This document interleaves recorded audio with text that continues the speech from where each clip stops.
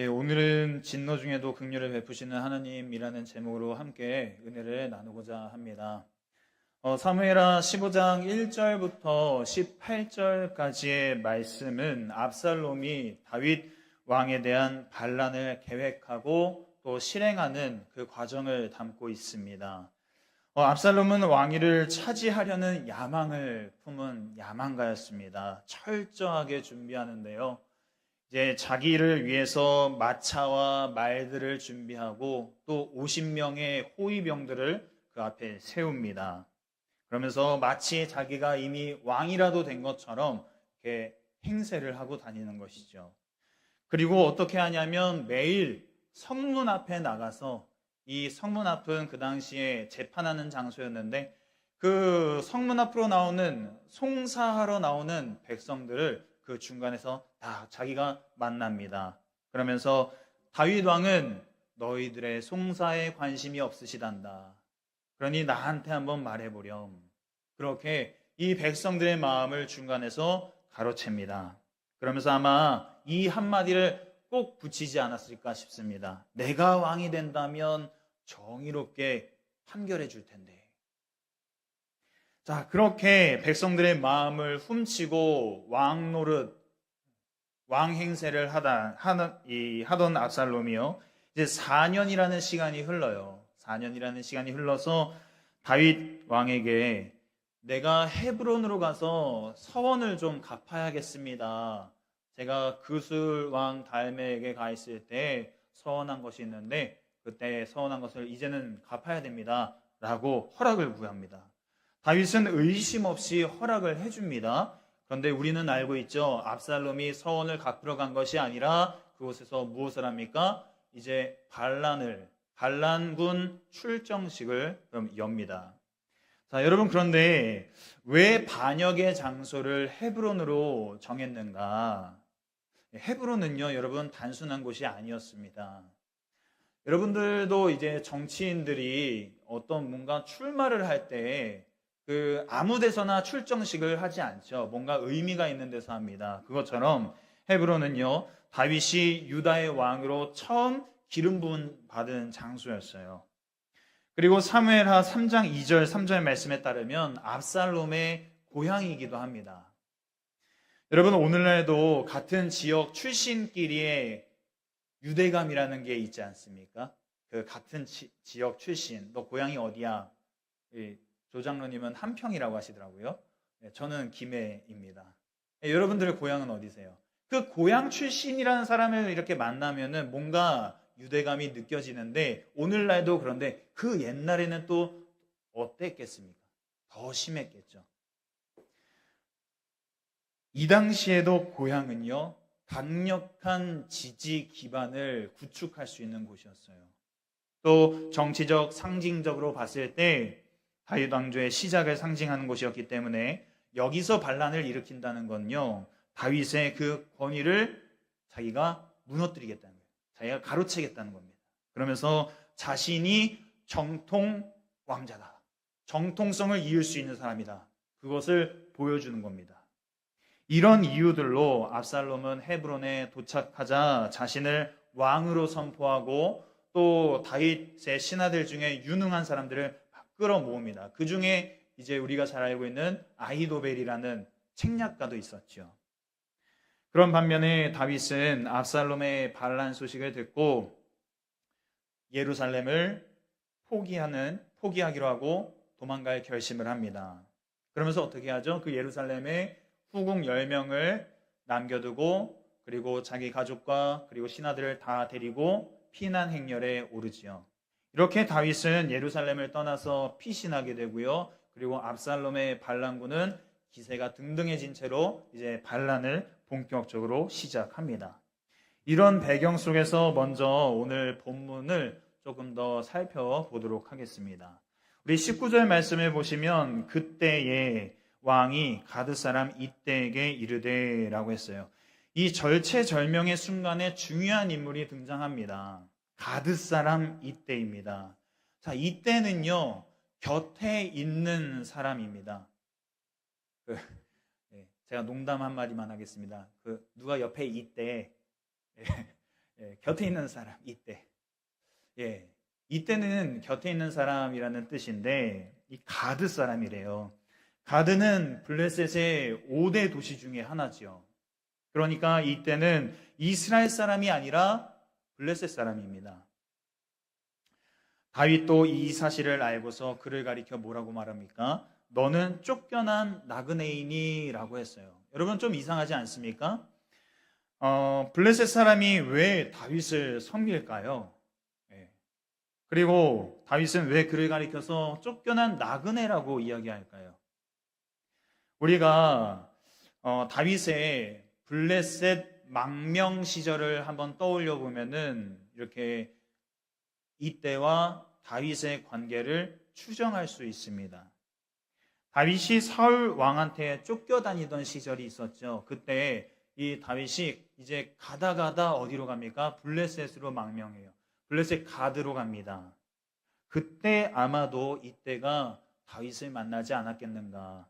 그리고 다윗에게 관심을 가지고 훗날 다윗이 이스라엘 왕이 되자 블레셋은 이제 배신감을 느끼죠. 아니 우리 밑에서 그렇게 충성하는 척하더니 이스라엘의 왕이 돼? 그리고서 아마 블레셋 내에서 그 다윗을 따르던 그 추종자들을 색출하지 않았겠는가. 그래서 그런 정치적 이유로 인해 추방돼서 다윗에게 망명해 왔을 거다라고 학자들이 이야기합니다. 그래서 19절 중간에 다윗이 이때를 가리켜서 너는 쫓겨난 나그네이니 블레셋에서 쫓겨난 나그네다 그렇게 말했던 거죠. 자, 20절 봅니다. 너는 어제 왔고 나는 정처 없이 가니 오늘 어찌 너를 우리와 함께 돌아다니게 하리요. 자, 어제 왔다라는 거는 말 그대로 어제 왔다는 게 아니에요. 이거는 문자적으로 해석할 게 아니라 이때와 그 가드의 사람들, 그 사람들이 이 다윗에게 합류한 지 얼마 안 됐다라는 겁니다. 다윗은 불리한 상황에 놓인 자기를 쫓아가겠다고 찾아온 이때의 충성심이 굉장히 고마웠지만 외국인이자 망명해온 그 사람에게 무거운 짐을 지울 수 없었어요. 그래서 이때가 따라가겠다. 아니야, 너한테 그렇게까지 할 수 없어. 이렇게 실랑이를 벌이다가 여기서 이때의 충성심이 얼마나 뛰어났는지 그걸 보여주는 말씀이 나옵니다. 우리 21절 말씀 한번 보시겠습니다. 21절 말씀 우리 화면 보시고 같이 한번 읽어보겠습니다. 우리 21절입니다. 함께 했습니다. 이때가 왕께 대답하여 이르되 여호와의 살아계심과 내 주 왕의 살아계심으로 맹세하옵나니 진실로 내 주 왕께서 어느 곳에 계시든지 사나 죽으나 종도 그곳에 있겠나이다 하니. 자, 여기까지만 읽겠습니다. 이렇게까지 말하는 이때를 다윗이 데려가죠. 데려가면서 어떻게 하느냐? 그 피난 행렬에 선봉을 맡깁니다. 아무한테나 선봉을 맡기지 않죠. 아무한테나 그 길잡이를 맡기지 않죠. 그런데 이때한테 맡기는 거예요. 가드 사람 이때. 여러분 이제 23절 봅니다. 기드론 시내를 건너가니 그리고 광야길로 향하니라 라고 했어요. 여러분 기드론은 어둡다, 한탄하다 라는 뜻을 가진 히브리어와 연관되어 있는 단어입니다. 기드론. 그러니까 어둡다, 한탄하다 라는 뜻을 가지고 있다고 보시면 돼요. 이 지명이 가지고 있는 이런 의미는 참 우연스럽게도요. 이때 지금 이 기드론 시내를 지나가고 있는 다윗과 그 피난 행렬의 그 비참함을 잘 보여주고 있는 이름이죠. 이 어둡고 한탄이 가득한 시내를 건너서 이제 다윗이 어디로 갑니까? 광야길로 갑니다. 이 광야는요, 험하고 거친 곳으로 유명한 유대 광야였어요. 다윗이 압살롬을 피해 이 광야를 지나면서 지은 시편이 있습니다. 시편 63편인데요. 그 63편 말씀을 보시면 이 유대 광야가 어땠는지를 이 노래에서 표현해 줍니다. 물이 없어 마르고 황폐한 땅. 물이 없으면 어떻습니까? 살아갈 수 없죠. 황폐하면 어떻습니까? 살아갈 수 없습니다. 살아갈 수 없는 땅을 이야기해요. 여러분, 다윗 왕이 왜 어둡고 한탄이 가득한 그 시내를 건너서 황폐한 물이 없는 유대 광야로 가게 됐습니까? 다윗이 왜 그렇게 가게 됐죠? 압살롬이 반역을 일으킨 근본적인 원인이 무엇이었습니까? 계속해서 말씀드리다시피 우리가 이 말씀을 단편적으로 볼 게 아니라 이 다윗이 밧세바를 범한 사무엘하 11장 말씀부터 이 지금까지의 말씀을 쭉 이어서 우리가 봐야 됩니다. 다윗도 현재 자신의 상황을 그 사무엘하 11장에 자기가 행했던 그 일부터 지금 생각하고 있는 거예요. 그걸 어떻게 할 수 있습니까? 다윗과 합류하기 위해서 이제 하나님의 언약궤를 메고 온 사독제사장이 있었어요. 그런데 이 사독제사장한테 이렇게 말합니다. 사무엘하 15장 25절, 26절 말씀 우리 성경으로 같이 한번 읽어보겠습니다. 함께 읽습니다. 왕이 사독에게 이르되 보라 하나님의 궤를 성읍으로 도로 메어가라. 만일 내가 여호와 앞에서 은혜를 입으면 도로 나를 인도하사 내게 그 궤와 그 계신 데를 보이시리라. 그러나 그가 이와 같이 말씀하시기를 내가 너를 기뻐하지 아니한다 하시면 종이 여기 있사오니 선이 여기시는 대로 내게 행하시옵소서 하리라. 자, 하나님이 나를 기뻐하지 않으신다면 어쩔 수 없지. 지금 그 고백을 하고 있는 거예요. 왜 하나님이 자기를 기뻐하시지 않는다고 그렇게 짐작하고 있을까요? 그 과거의 행적이 있는 거죠. 또 도망치는 다윗에게 베냐민 사람이 쫓아오면서 막 저주를 퍼붓습니다. 이 베냐민 사람을 이 다윗의 부하장수가 보고서 왕이시여 내가 가서 단칼에 죽이겠습니다 라고 얘기하는데 다윗이 그러지 마라 라고 얘기하면서 또 이렇게 이야기해요. 사무엘하 16장 10절 11절 말씀 우리 성경으로 같이 한번 보겠습니다. 16장 10절 11절 말씀입니다. 왕이 이르되 수르야의 아들들아 내가 너희와 무슨 상관이 있느냐? 그가 저주하는 것은 여호와께서 그에게 다윗을 저주하라 하심이니 네가 어찌 그리하였느냐 할 자가 누구겠느냐 하고 또 다윗이 아비새와 모든 신하들에게 이르되 내 몸에서 난 아들도 내 생명을 해하려 하거든 하물며 이 베냐민 사람이랴 여호와께서 그에게 명령하신 것이니 그가 저주하게 버려두라. 다윗이 지금 어떻게 인식하고 있습니까? 네. 저 사람이 저주하는 것은 하나님이 지금 명령하셔서 저주하는 거야. 왜 그렇게 생각했을까요? 다윗이 지금 자기 과거의 행적을 마음에 두고 얘기하고 있는 겁니다.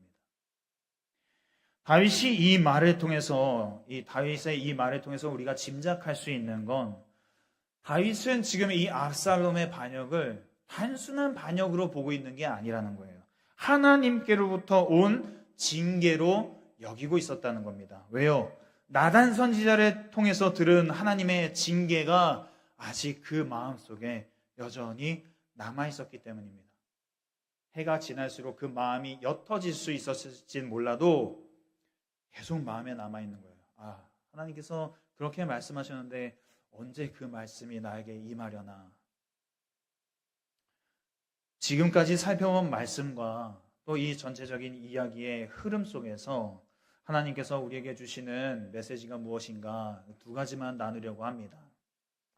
첫 번째는요, 겸손함과 내려놓음, 이것은 하나님의 마음을 움직입니다. 긍휼을 베푸시는 것은 전적인 하나님의 은혜입니다. 그렇죠? 하나님이 긍휼을 베푸시는데 하나님 왜 긍휼을 베푸세요? 저 사람 저렇게 행동했는데 왜 그러세요? 그렇게 말할 수 없다는 거예요. 그거는 전적인 하나님의 주권이고 하나님의 소관이죠. 그러나 여러분, 자녀들을 한번 생각해 보십시오.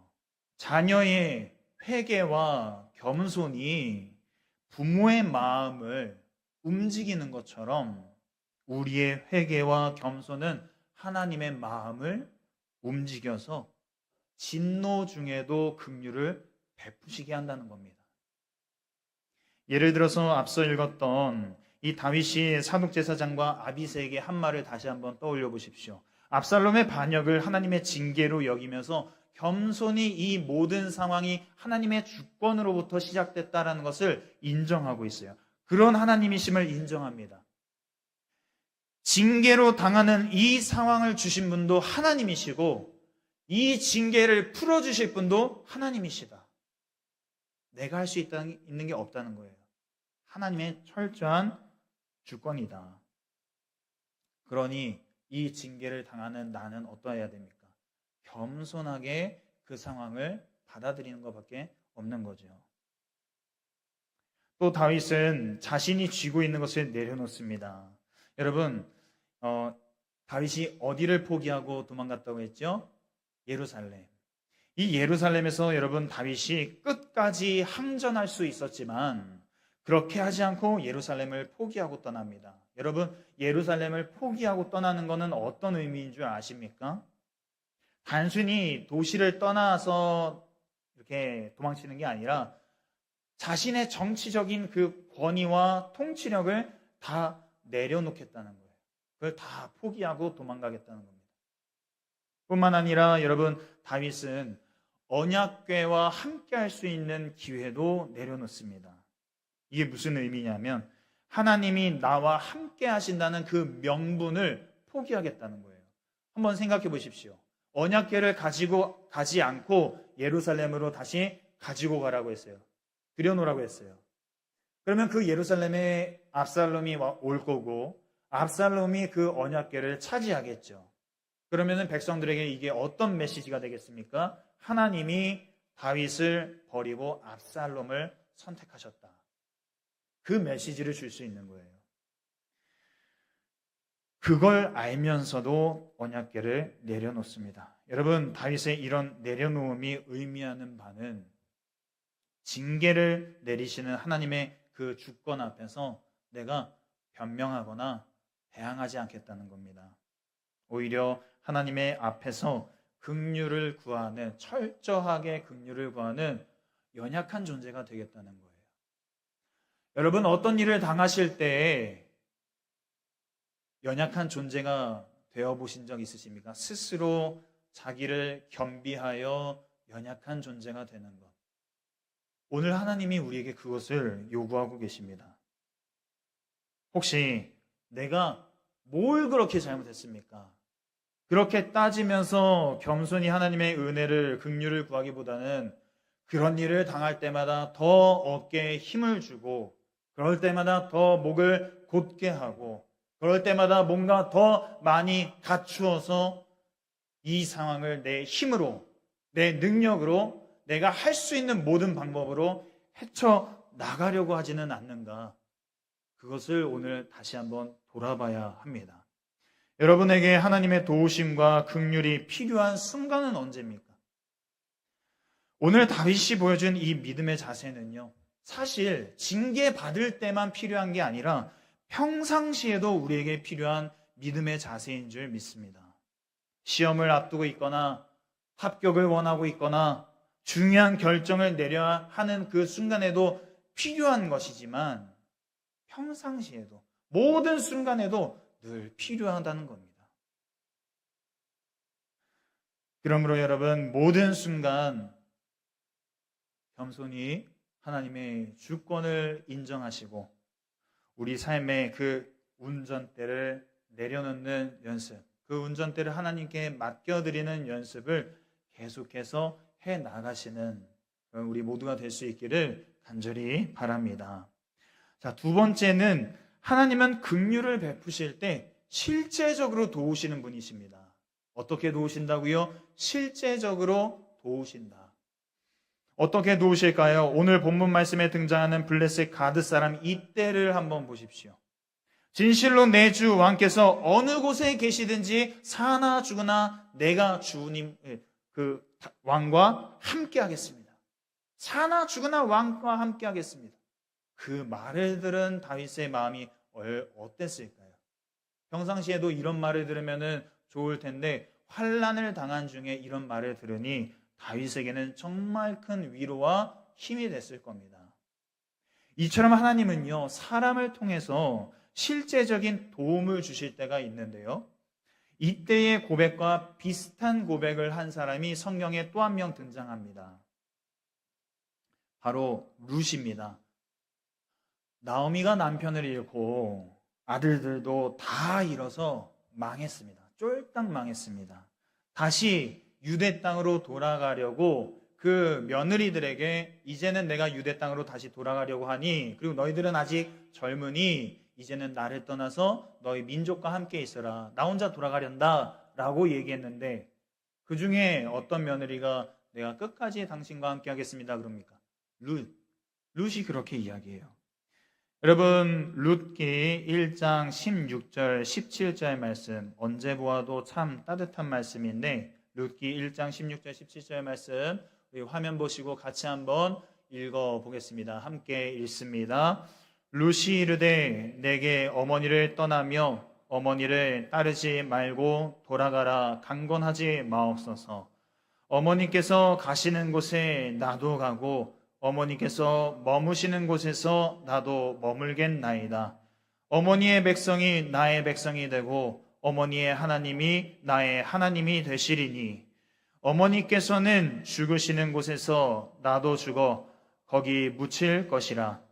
만일 내가 죽는 일 외에 어머니를 떠나면 여호와께서 내게 벌을 내리시고 더 내리시기를 원하나이다 하는지라.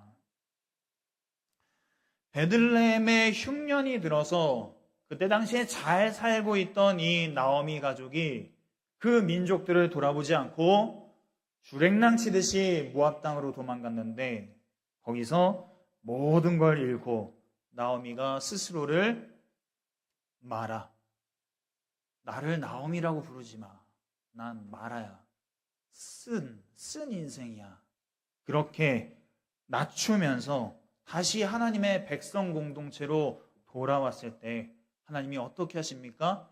그 주권으로 나오미를 긍휼히 여기시고, 긍휼히 여기실 때 어떻게 하십니까? 실제적으로 그에게 룻이라는 사람을 붙여주시죠. 결국 룻으로 인해서 나오미는 그 쓰디쓴 인생에서 다윗의 할아버지인 오벳의 양육자가 됩니다. 이처럼 하나님은요, 사람을 통해서 우리를 실제적으로 돕고 계신다는 사실을 여러분 믿으시기 바랍니다.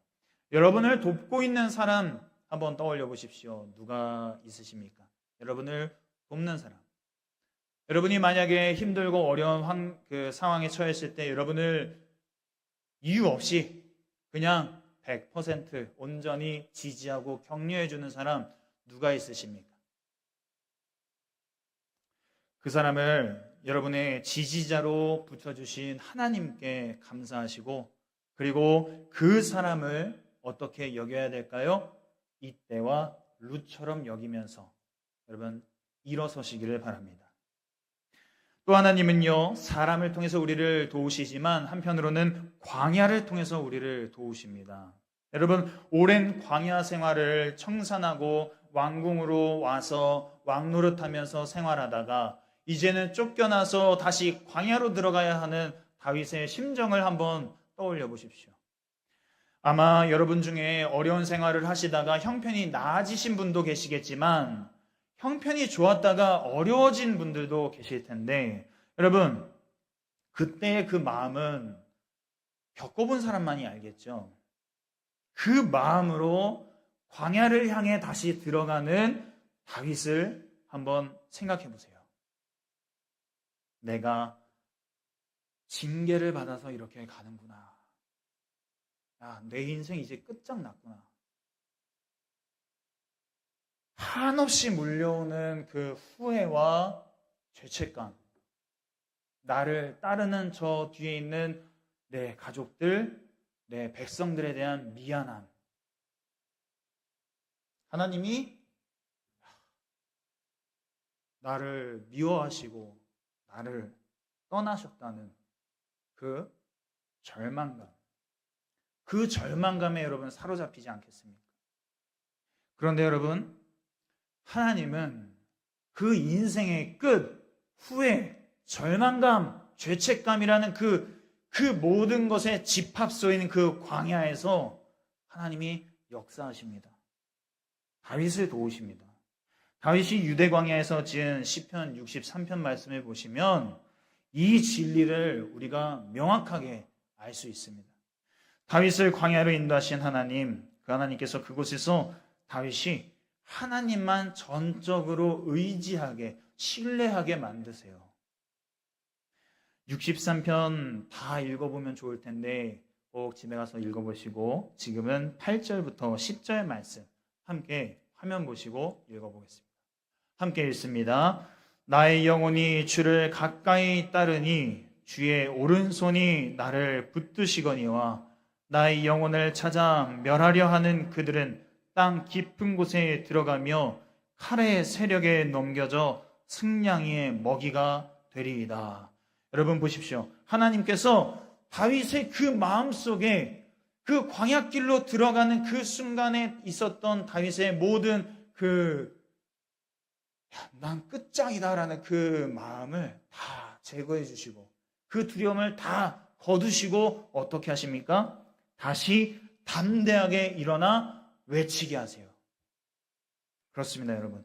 하나님은 우리 각 사람에게 때때로 감당할 수 있는 광야로 들어가게 하실 때가 있고 그 광야에 머물게 하실 때가 있는데 그 이유는 우리를 다시 하나님을 전적으로 신뢰하게끔 만드시게끔 하려는 그런 이유가 있다는 거예요. 그렇게 전적으로 신뢰하게 만드신 이유에는 어떻게 하신다고요? 담대하게 일어나 다시 나아가게끔, 믿음으로 나아가게끔. 그게 하나님의 목적이라는 겁니다. 그래서 여러분 우리가 만약에 이 광야에 처해 있다면 어떻게 해야 됩니까? 우리 눈에 보이는 그 끝, 인생의 끝, 인생의 절망, 인생의 후회, 그리고 인생의 죄책감에 마음을 뺏겨서 이 광야를 감옥으로 여길 게 아니라 징벌의 장소로 여길 게 아니라 하나님을 전적으로 신뢰하는 자에게 주시는 하나님의 그늘 아래라고 믿고 선포하고 나아가는 그런 담대한 믿음으로 여러분 살아가시기를 간절히 축복합니다. 내가 주를 앙모하나이다. 내가 주를 찬양하나이다. 나의 손에 들어서 주님을 찬양합니다. 주님의 오른손이 나를 붙드십니다. 그렇게 고백하면서 우리가 모든 순간 광야에 있든지 궁궐에 있든지 초막에 있든지 그렇게 고백하며 살아가는 저와 여러분 다 될 수 있기를 간절히 원합니다. 함께 기도하겠습니다. 함께 기도하실 때 여러분 오늘 말씀을 통해서 각 사람에게 주시는 그 하나님의 은혜를 붙잡고 기도하시기를 바랍니다. 하나님, 내 마음에 겸손함과 또 내려놓음을 허락해 주셔서 겸손케 하시고 또 내가 이 시간 또 이 순간 오늘날 또 하나님 앞에 내어드릴 것이 무엇인가 그것을 알게 해달라고 또 그것에 겸손히 순종할 수 있는 마음을 허락해달라고 또 한 가지 기도하기를 원하는 것은 그 광야가 하나님께서 우리를 실제적으로 도우시는데 우리에게 허락하신 그 광야가 감옥이 아니라 징벌의 장소가 아니라 하나님을 다시 만나고 또 전적으로 신뢰하고 그래서 믿음으로 다시 나아가게끔 하는 거구나. 이 광야를 지난 다음에 다윗이 가는 곳이 어디냐면 마하나임입니다. 그곳에서 다시 군대를 정비해요. 그렇게 할 수 있었던 것은 다윗이 이 광야를 지나며 하나님을 다시 전적으로 신뢰했기 때문입니다. 하나님, 나에게 허락하신 그 광야를 내가 그렇게 바라볼 수 있도록 믿음의 눈을 허락해 주시고 믿음으로 이 시간을, 이 장소를 지나가게 해달라고 또 나에게 허락해 주시고 붙여주시는 이때와 같은 사람들, 룻과 같은 사람들 그들과 함께 기뻐하고 감사하며 하나님께 영광 올려드리는 그런 믿음의 삶이 되게 해달라고 순종의 삶이 되게 해달라고 그렇게 같이 기도하겠습니다. 함께 기도합니다. 하나님 감사합니다. 하나님 은혜 가운데 오늘 이 시간 우리에게 허락해 주신 그 말씀을 붙잡고 기도합니다.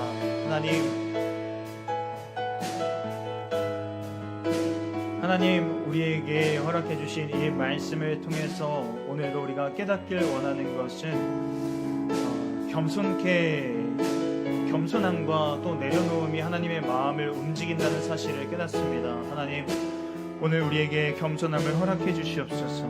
또 하나님 앞에 또 내려놓을 것이 무엇인가를 또 깨닫게 하여 주셔서 우리의 삶이 목을 뻣뻣하게 하는 삶이 아니라 하나님 어깨에 힘을 주는 삶이 아니라 하나님 내 힘으로 이 시간을 건너가기 위해 더 많은 것을 소유하고 또 더 많은 것을 준비하는 것이 아니라 하나님과의 그 시간 속에서 겸손함을 이루게 하시고 내려놓음을 이루는 시간 될 수 있도록 우리 가운데 역사하여 주시옵소서. 또 우리를 그대로 내버려 두지 않으시고 실제적으로 도우시는 하나님을 바라봅니다. 하나님 이때와 룻같이 그런 사람들을 우리에게 허락해 주실 때가 있는데 하나님 그렇게 허락해 주시는 사람들을 바라보며 하나님께 감사하는 저희들 되게 하여 주시고 또한 그들에게 감사하며 또 그들을 이때와 룻처럼 여기며 하나님 그들과 함께 믿음의 길을 순종의 길을 걸어가는 저희들 될 수 있도록 도와주시옵소서. 또 하나님 간절히 원하는 것은 우리에게 허락해 주신 그 광야길을 우리가 절망의 길로 바라보는 것이 아니라 인생의 끝, 절망, 죄책감 그런 것으로 바라보는 것이 아니라 하나님 그 광야를 다시 하나님을 바라보며 다시 하나님을 전적으로 신뢰하는 곳임을 깨닫게 하여 주시고 하나님 그곳에서 일어나서 다시 믿음으로 담대히 일어나 나아가는 그런 장소로 그런 시간으로 우리가 바라볼 수 있도록 믿음의 눈을 허락하여 주시옵소서. 그래서 하나님 어느 한 사람도 주저앉지 않게 하여 주시고 그 광야에서 다시 일어나 주님을 찬양합니다. 내가 주님을 향해 손을 높이 듭니다. 주님은 나의 산성이십니다. 주님은 나를 도우시는 분이십니다. 주님은 나의 하늘 그늘이십니다. 주의 오른손이 나를 붙드십니다. 그렇게 고백하며 믿음으로 나아가는 우리 모두가 될 수 있도록 은혜 베풀어 주시옵소서.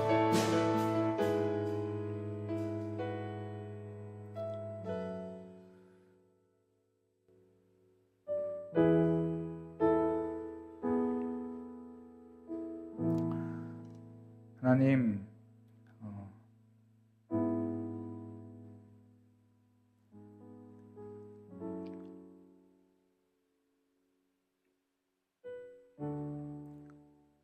광야로 들어가는 그 다윗을 보면서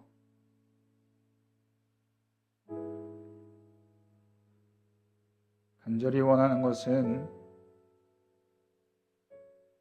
광야로 들어가고 있는 중에 있거나 또 광야에 있는 사람들이 있다면 오늘 이 시간 찾아가 주시고 또 믿음의 눈을 열어주셔서 그곳이 내 인생의 끝, 절망, 또 후회와 죄책감이 밀려오는 그런 장소가 아니라 다시 하나님을 절대적으로 신뢰하고 또 믿음으로 다시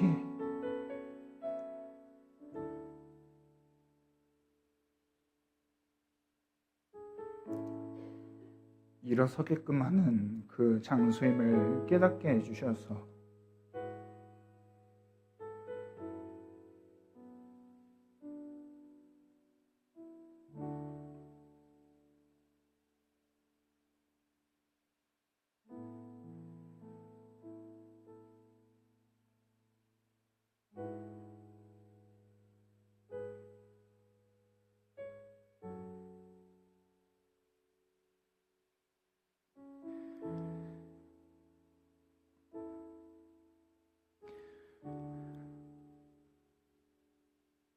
다시 믿음으로 담대히 일어나 나아가는 우리 모두가 될 수 있도록 은혜 베풀어 주시기를 원합니다.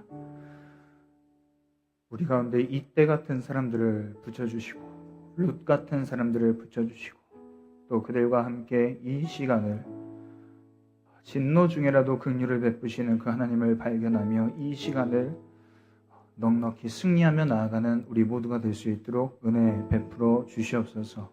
우리 가운데 겸손함을 허락해 주시고 또 내려놓음을 허락해 주셔서 모든 순간 하나님의 일하심과 또 하나님의 역사하심을 또 바라보고 경험하는 우리 모두가 될 수 있도록 은혜 베풀어 주시기를 간절히 원합니다.